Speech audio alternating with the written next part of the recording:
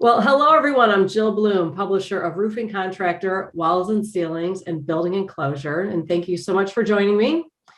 I'm always honored to be here with Trent Cotney, a good friend of mine in the industry, the CEO of Cotney Attorneys and Consultants. Trent, thank you so much for joining me. Jill, it's great to see you again. Looking forward to today.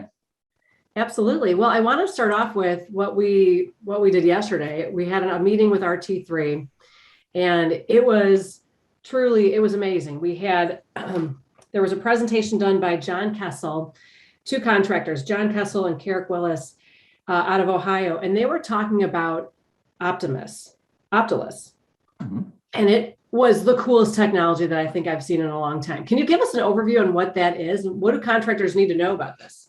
Yeah, it is some incredible software, and what it does really is it uses pictometry, satellite imagery and drone technology to really hone in on the specifics of a roof system or the structure around it.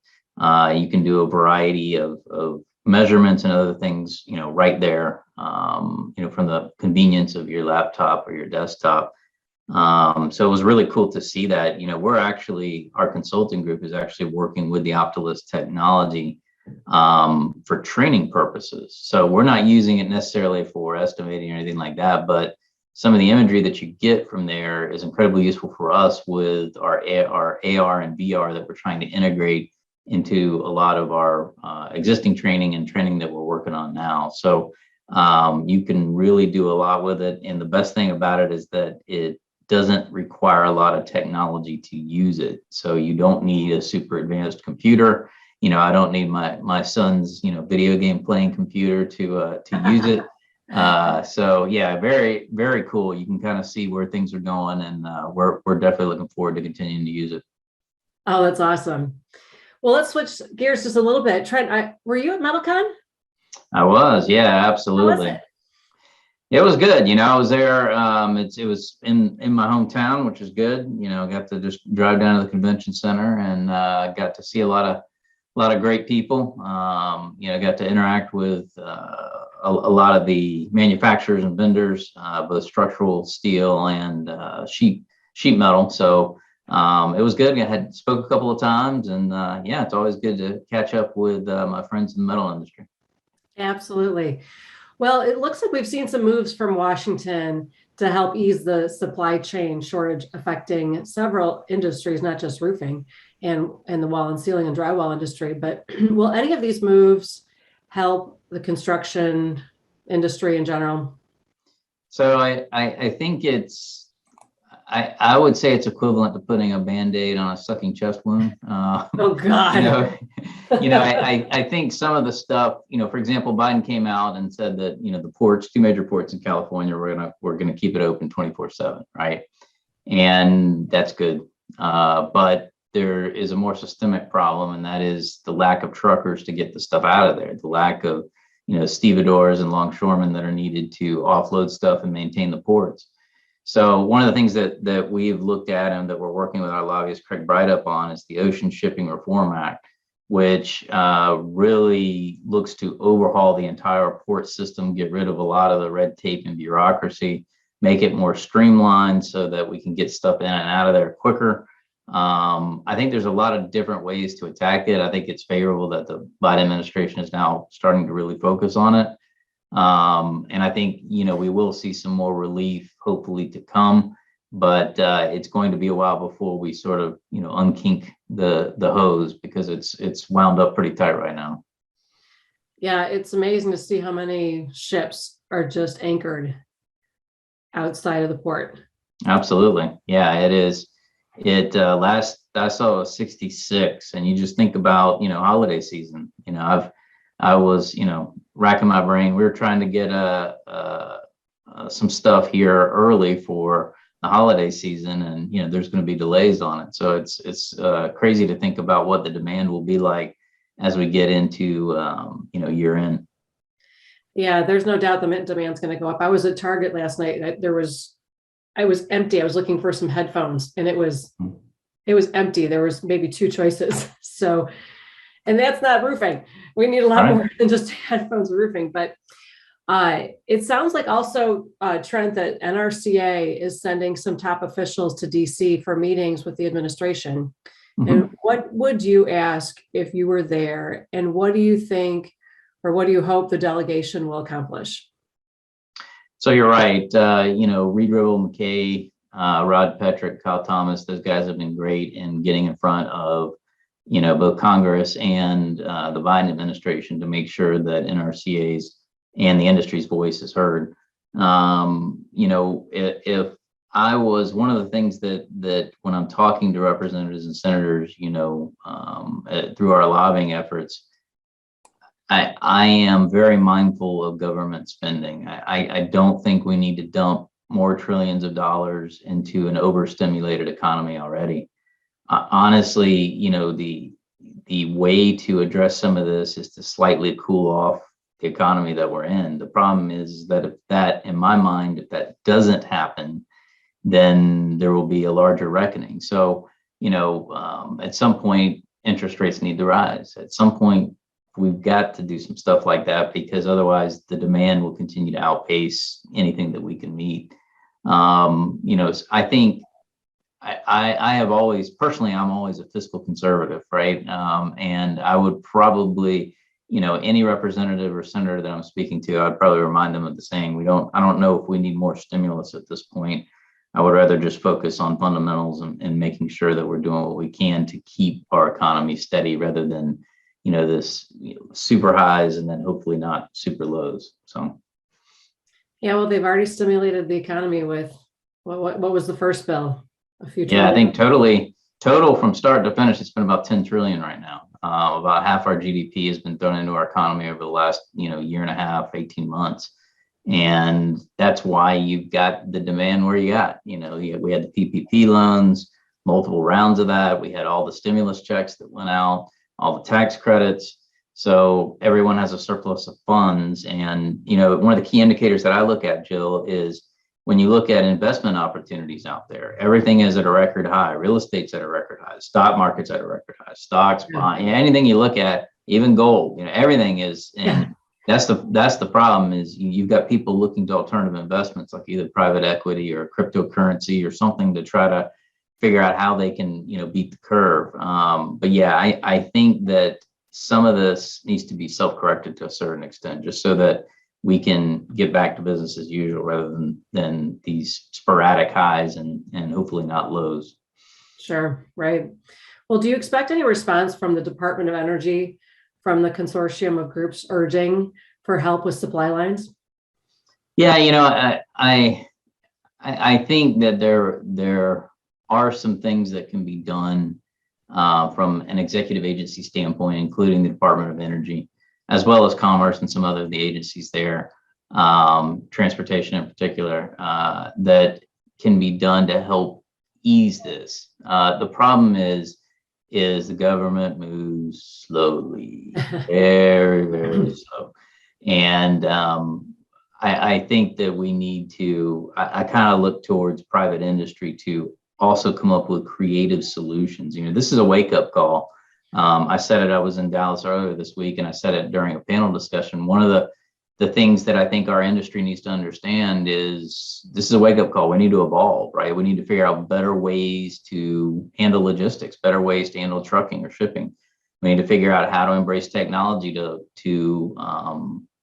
meet that supply-demand gap. How do we leverage automation, robotics, drones, AR, VR, all that type of stuff, to make sure that we're doing everything we can to salvage the work that we can get. And I think this is sort of, put the exclamation point at the end of the sentence that COVID started.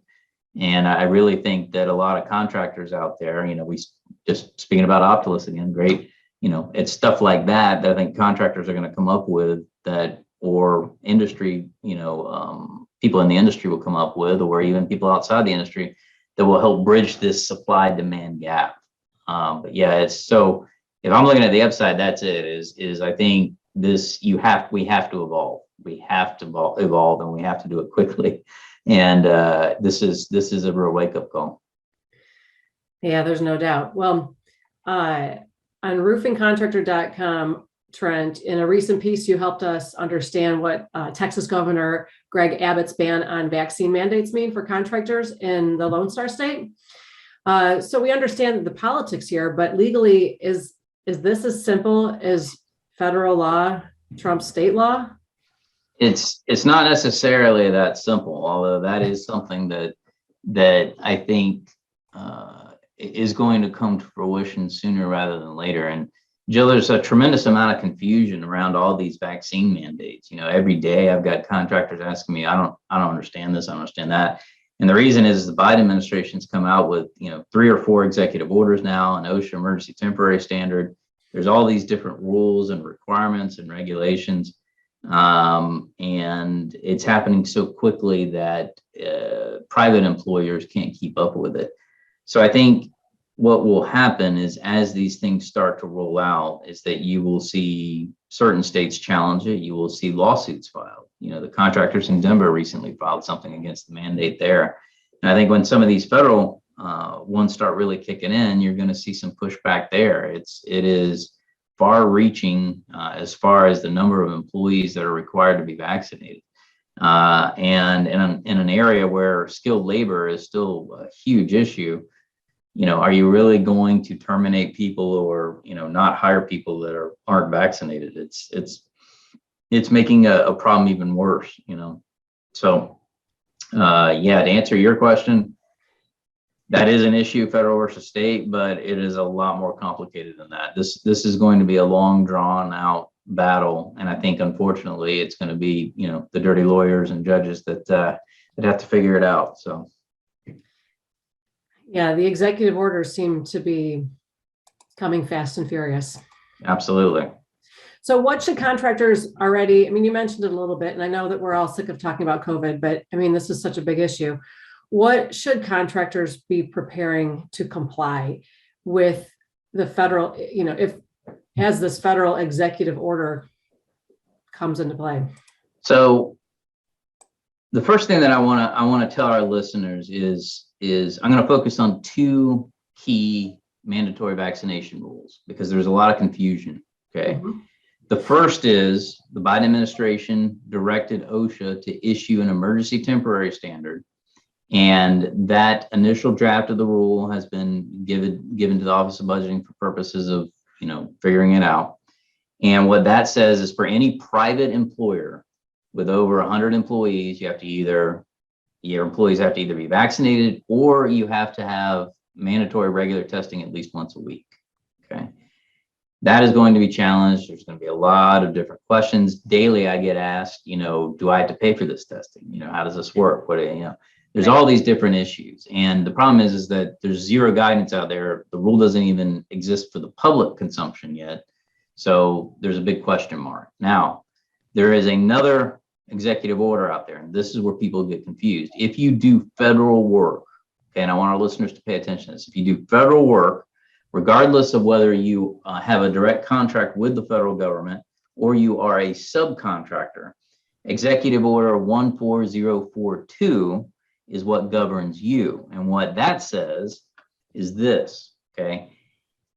If there is a provision in your contract, okay, and those provisions under the FAR regulations are going to start being inserted as of October 15th. So they're already starting to get into new contracts. Or if you've got a renewal or an option or even an extension, it might be in there. If there is a provision that governs you and says you have to be vaccinated, then you have until December 8th to comply with that. After December 8th, compliance must be immediate. So the next question, Jill, is which employees do I have to have vaccinated? Okay, you have to have vaccinated employees that obviously are working on the job site, but here's the kicker, okay? The definition says working on or in connection with a federal contract. So again, the executive order doesn't define what in connection with is, but if you look at other guidance, my understanding of that is it would include admin professionals working from your home office that are handling billing for that project, anybody that is in connection with that. So you take it even a step further, the executive order says all employees that are working in the facility where there is a covered employee must also be vaccinated. Okay. Say that again. If they're working in the All facility? employees that are working in a covered facility, where there Covered. is a covered employee, Okay. must also be vaccinated. Okay, so let's say I have a project manager that works in my home office 1 day a week. I've got to have everybody in that facility covered unless I can create some kind of barrier or something, even common spaces to prevent that from happening, right? Very difficult. So then the question came up, Jill. I'm just going through all the questions. I get dozens of This is questions. good. This is great. Keep going. So what if I have somebody that works from home on a covered project? The guidance specifically states that person has to be vaccinated. Okay. So that's the next part, is which employees are. Here's the third part. How do you comply?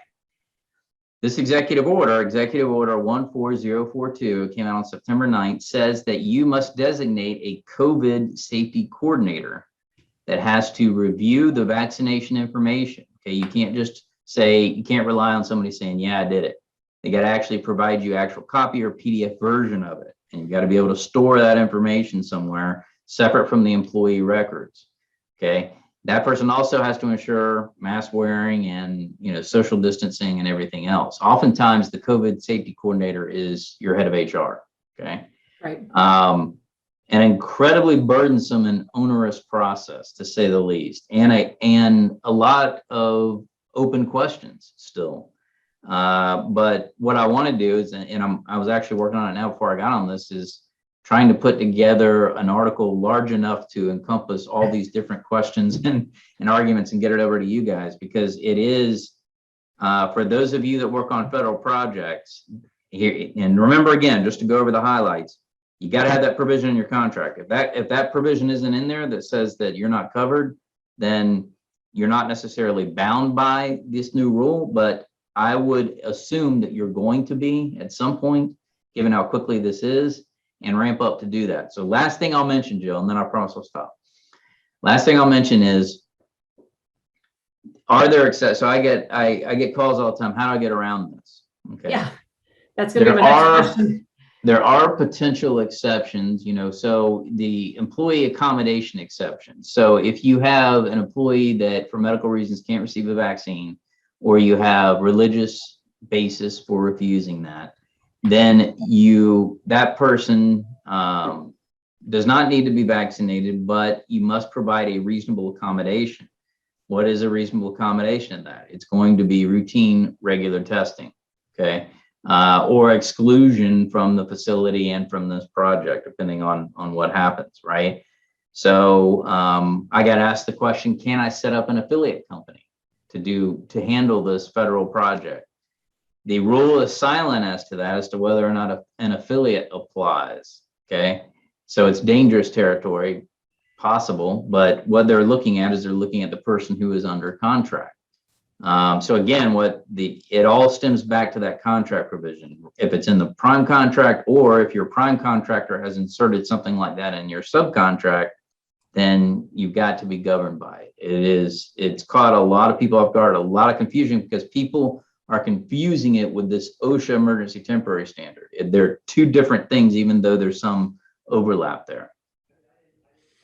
It's a lot to unpack. There is Yep. no doubt. And I don't ever want you to stop, because everybody needs to understand. I mean, I feel like, do you think it's possible that something could happen to the construction industry like it did to Southwest Airlines, especially when you're talking about these federal projects that are so hardcore? There's going to be challenges, right? There's going to be legal challenges to this, because some of it's just overreaching, and I think it is. I understand the desire to get as many, the Biden administration to want to vaccinate people. I get that, but it is incredibly hard to comply with this. It is in effect requiring federal contractors to have pretty much their entire workforce vaccinated. Given the definition of these employees. Now, let me say this, Jill. Just like the Paycheck Protection Program, the guidance was constantly changing on this, right? So next week they could come out with guidance and say, you know what, in connection with means just people that are directly on that job site. And then we got a whole new, can of worms we got to deal with. So I want all the listeners to understand that this is a moving target. But this is my interpretation based on everything I've seen as of today's date. Oh boy. Well, I know we'll continue to unpack this. Right. Well, I think that, I guess my final question for you, Trent, is, Halloween's coming up soon. Any legal, scary roofing stories or cautionary tales to share before we close out for the day? Yeah, let me see. Fire. Fire is scary. One of the things that I would really hit home to roofing contractors or anybody in the walls and ceilings industry is to take special time to really do some fire training safety, whether it's torch safety and CERTA training, or it's, understanding about, static energy sparks, things like that. You really, really have to train your people on avoiding fire hazards. And the reason is, it's not the damage necessarily that is caused by the fire. It's the damage that's caused by the fire department. Because right. they will flood out a building. Mhm. And it is, I've had, we're talking about Halloween. I've had horror stories about entire buildings having to be razed because of a roof fire, and one that could have been easily controlled. So you got to always pay attention to everything that you're doing. We're getting into cooler weather, but still, static electricity can cause fires. There can be, open flame torch stuff, even heat welders, that kind of stuff. All those things watch out for, because there's a safety issue, but also huge liability issue. Very nice. Well, Trent, as always, thank you so much. It is incredible to unpack all this each week. I know that this is great content and information for all contractors out there. So if you have any questions for Trent, make sure you reach out to him at cottonyscale.com. If you have any questions for us, you can reach out to us at roofingcontractor.com, wconline.com, or buildingenclosureonline.com. And while you're there, make sure you sign up for our free e-magazine, our free e-newsletters. It's free to register for our website as well, so you can make sure you stay up on all the great content and videos and podcasts with Trent. But bottom line, please stay safe and healthy, and we look forward to talking to you next time. Thanks again, Trent. Thank you.